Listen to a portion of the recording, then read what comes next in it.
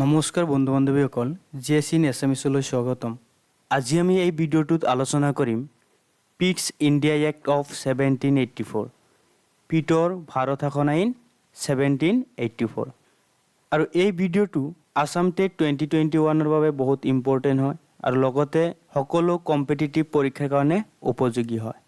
আৰু 2021 আসাম টেটৰ চিলেবাছৰ ওপৰত বেছ কৰি আৰু বহুতকেইটা ভিডিঅ' এই চেনেলটোত আপলোড কৰা হৈছে। আৰু সেই ভিডিঅ'বোৰ চাবলৈ আপোনালোকে ডিছক্ৰিপশ্যন বক্সত জিএছ ইন এছামিছ বুলি এটা প্লেলিষ্ট দিয়া হৈছে, সেই প্লেলিষ্টত গৈ চাব পাৰিব। বলক এতিয়া ভিডিঅ'টো আৰম্ভ কৰোঁ। পিটৰ ভাৰত শাসন আইন ব্ৰিটিছ পাৰ্লিয়ামেণ্ট, ব্ৰিটিছ সংসদে 1784ত পাছ কৰিছিল। আমি প্ৰথমতে জানিব লাগিব যে পিটৰ ভাৰত শাসন আইনটো কেতিয়া পাছ কৰা হৈছিল। 1784 কোনে পাছ কৰিছিল? ব্ৰিটিছ পাৰ্লিয়ামেণ্ট, ব্ৰিটিছ সংসদে। তেনেহ'লে আমি কি পালোঁ যে যিটো পিটৰ ভাৰত শাসন আইন আছিল, এই আইনখন 1784ত পাছ কৰিছিল।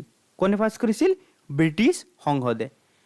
আৰু এই আইনখন পাছ কৰাৰ কাৰণটো কি আছিল? এই আইনখন পাছ কৰাৰ কাৰণটো আছিল ইয়াৰ আগতে ব্ৰিটিছ সংসদে যিটো 1773ত যিটো ৰেগুলেটিং এক্ট পাছ কৰিছিল, সেই এক্টৰ কিছুমান দোষ আছিল। সেই দোষবোৰ আঁতৰৰ কাৰণে বা ৰিমুভ কৰাৰ কাৰণে কি কৰিছিল? 1784ত পিটৰ ভাৰত শাসন আইনখন পাছ কৰা হৈছিল। তেনেহ'লে যদি কোৱা হয় পিটৰ ভাৰত শাসন আইন কিয় পাছ কৰা হৈছিল, যে যিটো ৰেগুলেটিং এক্ট আছিল 1773, ইয়াৰ দোষবোৰ ৰিমুভ কৰাৰ কাৰণে কি কৰা হৈছিল? 1784ত পিটৰ ভাৰত শাসন আইনখন পাছ কৰা হৈছিল। কোনে পাছ কৰিছিল? ব্ৰিটিছ সংসদে। কেতিয়া পাছ কৰিছিল? 1784ত। আৰু এই যিটো পিটৰ ভাৰত শাসন আইন আছিল 1773, ইয়াৰ প্ৰধান দোষটো আছিল যে যিটো গভৰ্ণৰ অফ বেংগলক যিটো গভৰ্ণৰ জেনেৰেল কৰিছিল, আৰু এই গভৰ্ণৰ জেনেৰেলৰ যিটো ক্ষমতা লিমিটেশ্যন দিয়া নাছিল, ক্ষমতাটো কিবা এটা সীমাবদ্ধতা নাছিল, যে যিজন গভৰ্ণৰ জেনেৰেল আছিল এই গভৰ্ণৰ জেনেৰেলজনৰ ক্ষমতাৰ কোনো সীমাবদ্ধতা নাছিল। আৰু এই সীমাবদ্ধতা নথকাটো হ'ল ৰেগুলেটিং এক্টৰ প্ৰধান দোষ। তেনেহ'লে যদি কোৱা হয় যে ৰেগুলেটিং এক্টৰ প্ৰধান দোষটো কি আছিল? যে গভৰ্ণৰ জেনেৰেলৰ ক্ষমতাৰ কোনো সীমাবদ্ধতা নাছিল।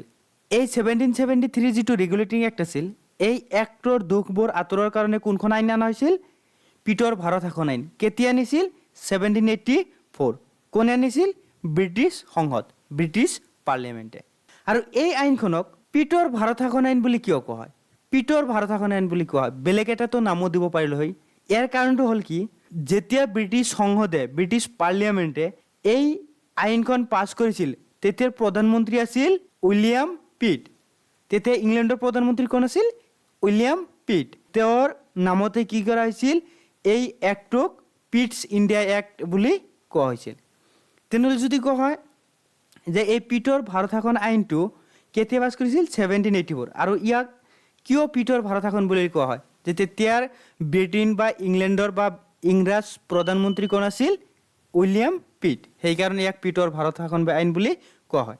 আৰু এই আইনটোৰ আৰু এটা নামেৰে জনা যায়, যে যিটো পিটৰ ভাৰত শাসন আইন আছিল, এই পিটৰ ভাৰত শাসন আইনক আৰু এটা নামেৰে জনা যায়। সেই নামটো হ'ল কি? East India company act of 1784। তেনেহ'লে আমি কি পালোঁ? যে যিটো পিটৰ ভাৰত শাসন আইন আছিল, ইয়াৰ আৰু এটা নাম আছে। সেই নামটো কি? East India company act of 1784। তেনেহ'লে আমি পিটৰ ভাৰত শাসনৰ আইনৰ বিষয়ে আমি কি শিকিলোঁ? যে পিটৰ ভাৰত শাসন আইন ব্ৰিটিছ পাৰ্লিয়ামেণ্টে 1784ত পাছ কৰিছিল। কিয় পাছ কৰিছিল? যে যিটো ৰেগুলেটিং এক্ট আছিল 1773, ইয়াৰ যিবিলাক দোষ আছিল, এই দোষবোৰ ৰিমুভ কৰাৰ কাৰণে। আৰু এইটোক পিটৰ ভাৰত শাসন আইন বুলি কিয় কোৱা হৈছিল? যে তেতিয়াৰ ব্ৰিটেইনৰ প্ৰধানমন্ত্ৰী আছিল উইলিয়াম পিট। সেইকাৰণে ইয়াক পিটৰ ভাৰত শাসন আইন বুলি কোৱা হয়। আৰু এইটোক আন এটা নামেৰে জনা যায়, সেই নামটো কি আছিল? East India company act of 1784। তেনেহ'লে এনেকৈ সুধিব পাৰে, east India company act of 1784, ইয়াৰ আৰু এটা নাম কি? অপশ্যনত এনেকৈ দিলে ৰেগুলেটিং এক্ট অফ 1773, আৰু দিলে the Pitt's India act of 1784। আৰু ইয়াৰ শুদ্ধ উত্তৰটো কি হ'ব? The Pitt's India act of 1784, পিটৰ ভাৰত শাসন আইন। এতিয়া বলক ইয়াৰ বৈশিষ্ট্যবোৰ আলোচনা কৰি লওঁ। এই যিটো পিটৰ ভাৰত শাসন আইন আছিল, এই আইনখনে কি কৰিছিল? ডুৱেল ছিষ্টেম অফ কণ্ট্ৰল, তাৰমানে দুই ধৰণৰ নিয়ন্ত্ৰণ কৰাৰ ব্যৱস্থা কৰিছিল। ক'বলৈ গ'লে দুই ধৰণৰ চৰকাৰৰ ব্যৱস্থা কৰিছিল। তেনেহ'লে যদি কোৱা হয় যে পিটৰ ভাৰত শাসন আইনৰ জৰিয়তে কেই ধৰণৰ কণ্ট্ৰোল বা নিয়ন্ত্ৰকৰ ব্যৱস্থা কৰা হৈছিল? 2 ধৰণৰ নিয়ন্ত্ৰকৰ ব্যৱস্থা কৰিছিল। ইয়াত 2 ধৰণৰ কণ্ট্ৰোলৰ ব্যৱস্থা কৰিছিল। আৰু সেই 2 ধৰণৰ কণ্ট্ৰোল কি আছিল? এটা আছিল কোৰ্ট অফ ডাইৰেক্টৰ্ছ আৰু এটা আছিল বৰ্ড অফ কণ্ট্ৰোল। আৰু এই যিটো কোৰ্ট অফ ডাইৰেক্টৰ্ছ আছিল, এই কোৰ্ট অফ ডাইৰেক্টৰ্ছ কাক ৰিপ্ৰেজেণ্ট কৰিব, কাক প্ৰতিনিধিত্ব কৰিব? যিটো ব্ৰিটিছ ইষ্ট ইণ্ডিয়া কোম্পানী আছিল, এই ব্ৰিটিছ ইষ্ট ইণ্ডিয়া কোম্পানী কি কৰিব? প্ৰতিনিধিত্ব কৰিব। যে যিটো কোৰ্ট অফ ডাইৰেক্টৰ্ছ আছে, এই ইয়াৰ সদস্যবোৰ কাৰ সদস্য হ'ব বা ক'ৰ পৰা লোৱা হ'ব? যিটো ইষ্ট ইণ্ডিয়া কোম্পানীৰ যিবিলাক কৰ্মচাৰী আছিল, সেই কৰ্মচাৰীৰ পৰা কি কৰা হ'ব? কোৰ্ট অফ ডাইৰেক্টৰ্ছ গঠন কৰা হ'ব।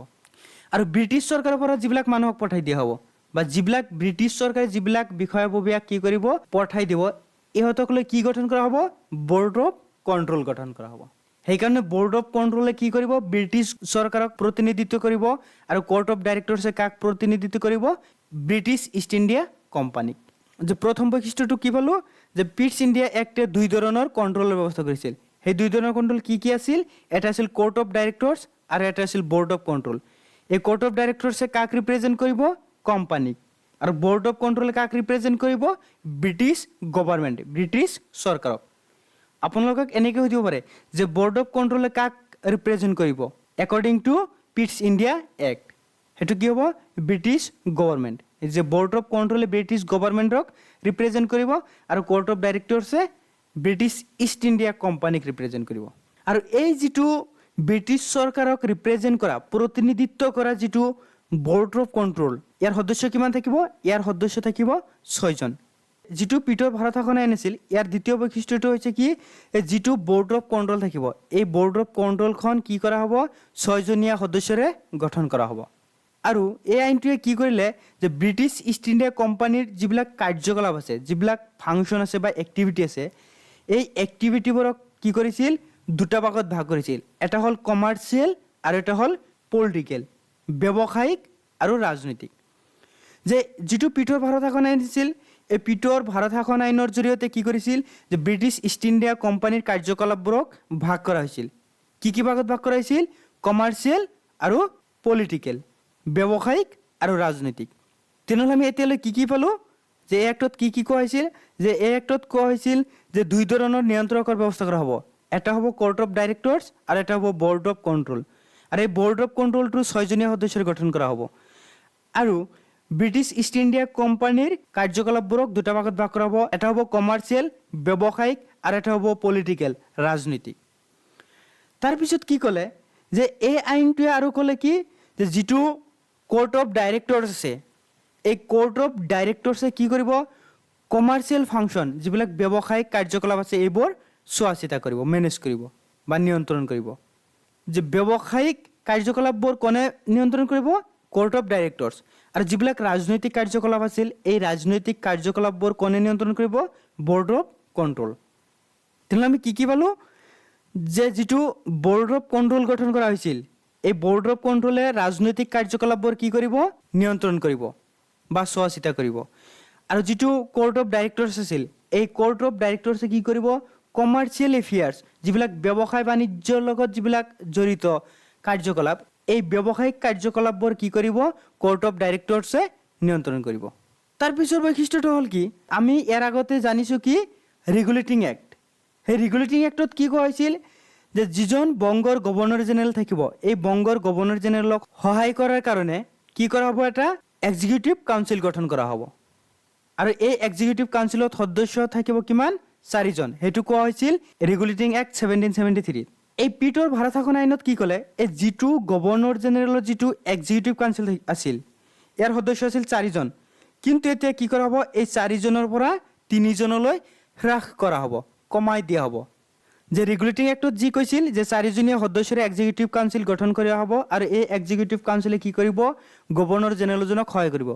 বাট যিটো পিটৰ ভাৰত শাসন আইন আছিল, এইটোৱে কি ক'লে? যে এই এক্সিকিউটিভ কাউন্সিল যিটো আছিল, গভৰ্ণৰ জেনেৰেলৰ যিটো এক্সিকিউটিভ কাউন্সিল আছিল, ইয়াৰ সদস্যৰ সংখ্যা 4 জনৰ পৰা 3 জনলৈ হ্ৰাস কৰা হ'ব। এইটো কোনটো আইনত কোৱা হৈছিল? পিটৰ ভাৰত শাসন আইন। তেনেহ'লে যদি কোৱা হয় যে কোনখন আইনৰ জৰিয়তে গভৰ্ণৰ জেনেৰেলৰ যিটো এক্সিকিউটিভ কাউন্সিল আছিল, এক্সিকিউটিভ কাউন্সিলৰ সদস্য 4 জনৰ পৰা 3 জনলৈ হ্ৰাস কৰা হৈছিল, সেইটো হ'ব পিটৰ ভাৰত শাসন আইন 1784। এতিয়া তাৰ পিছৰ বৈশিষ্ট্যটো হ'ল এই আইনটোৰ জৰিয়তে এই যিটো পিটৰ ভাৰত শাসন আইন আছিল, এই ভাৰত শাসন আইনত পোনপ্ৰথমবাৰৰ বাবে কি কৰাইছিল, ব্ৰিটিছ পছেশ্যনছ ইন ইণ্ডিয়া ৱাৰ্ডটো শব্দটো ব্যৱহাৰ কৰাইছিল। আৰু এই শব্দটোৱে কি বুজাইছে সেইটো আমি বুজি লওঁ যে এই শব্দটোৱে বুজাইছে কি, ভাৰতবৰ্ষৰ যিবিলাক ঠাই ব্ৰিটিছ ইষ্ট ইণ্ডিয়া কোম্পানীৰ তলত আছে বা তলতীয়া হৈছে বা নিয়ন্ত্ৰণ কৰিছে ব্ৰিটিছ ইষ্ট ইণ্ডিয়া কোম্পানীয়ে, এই ঠাইবোৰক এতিয়া কোৱা হ'ব ব্ৰিটিছ পছেশ্যনছ ইন ইণ্ডিয়া। ইয়াতে কি ক'লে যে ব্ৰিটিছ ইষ্ট ইণ্ডিয়া কোম্পানীয়ে যিবোৰ ঠাই, যে ভাৰতবৰ্ষৰ যিবোৰ ঠাই কি কৰিছিল নিজৰ তললৈ বা তলতীয়া কৰিছিল, এই ঠাইবোৰক এতিয়াৰ পৰা কোৱা হ'ব ব্ৰিটিছ পছেশ্যনছ ইন ইণ্ডিয়া। তেনেহ'লে যদি আপোনালোকক কোৱা হয় যে পোনপ্ৰথমবাৰৰ বাবে ব্ৰিটিছ পছেশ্যনছ ইন ইণ্ডিয়া কোনখন এক্টত ব্যৱহাৰ কৰা হৈছিল, সেইটো হ'ব পিটৰ ভাৰত শাসন আইন 1784। আৰু তাৰ পিছৰ বৈশিষ্ট্যটো হ'ল এই যিটো পিটৰ ভাৰত শাসন আইন আছিল, এই আইনটোৰ জৰিয়তে কি কৰিছিল, ব্ৰিটিছ চৰকাৰে যিটো ভাৰতৰ প্ৰশাসন ব্যৱস্থা আছিল, ভাৰতবৰ্ষৰ যিটো এডমিনিষ্ট্ৰেটিভ যিটো ছিষ্টেম আছিল, এইটো পোনপ্ৰথমবাৰৰ বাবে কি কৰিছিল, প্ৰত্যক্ষ নিয়ন্ত্ৰণলৈ লৈছিল। যেতিয়া ব্ৰিটিছ চৰকাৰে শাসন কৰিব, ডাইৰেক্ট কোনে শাসন কৰিব, ব্ৰিটিছ চৰকাৰে। তেনেহ'লে আকৌ এবাৰ আমি ৰিভাইজ কৰি চাওঁ যে আমি কি কি শিকিলোঁ। ইয়াতে শিকিলোঁ যে পিটৰ ভাৰত শাসন আইনখন 1784 পাছ কৰা হৈছিল। কোনে পাছ কৰিছিল, ব্ৰিটিছ সংসদে, ব্ৰিটিছ পাৰ্লিয়ামেণ্টে। কিয় পাছ কৰিছিল, যে যিটো ৰেগুলেটিং এক্ট আছিল 1773, ইয়াৰ দুখবোৰ আঁতৰাৰ কাৰণে কি কৰা হৈছিল, পাছ কৰা হৈছিল। আৰু এইটোক পিটৰ ভাৰত শাসন আইন বুলি কিয় কোৱা হৈছিল, যে তেতিয়াৰ প্ৰধানমন্ত্ৰী আছিল উইলিয়াম পিটছ। আৰু এই আইনক আৰু আন এটা নামেৰে জনা যায়, সেইটো হ'ল east India company act of 1784। আৰু ইয়াৰ বৈশিষ্ট্যবোৰ কি আছিল, যে এই আইনটোৰ জৰিয়তে পোনপ্ৰথমবাৰৰ বাবে দুই ধৰণৰ কণ্ট্ৰল বা দুই ধৰণৰ নিয়ন্ত্ৰণৰ ব্যৱস্থা কৰিছিল। সেই দুই ধৰণৰ নিয়ন্ত্ৰণ কোনে কোনে কৰিব, যে কোৰ্ট অফ ডাইৰেক্টৰ্ছ আৰু board of control. Court of ডাইৰেক্টৰ্ছে কাক ৰিপ্ৰেজেণ্ট কৰিব, ব্ৰিটিছ ইষ্ট ইণ্ডিয়া কোম্পানীক। আৰু বৰ্ড অফ কণ্ট্ৰলে কাক প্ৰতিনিধিত্ব কৰিব, ব্ৰিটিছ চৰকাৰক। আৰু তাৰপিছৰ বৈশিষ্ট্যটো হ'ল কি, যে যিটো বৰ্ড অফ কণ্ট্ৰল আছিল, এই বৰ্ড অফ কণ্ট্ৰলৰ সদস্য কিমান থাকিব, 6জন। যে বৰ্ড অফ কণ্ট্ৰলখন 6জনীয়া সদস্যৰে গঠন কৰা হ'ব।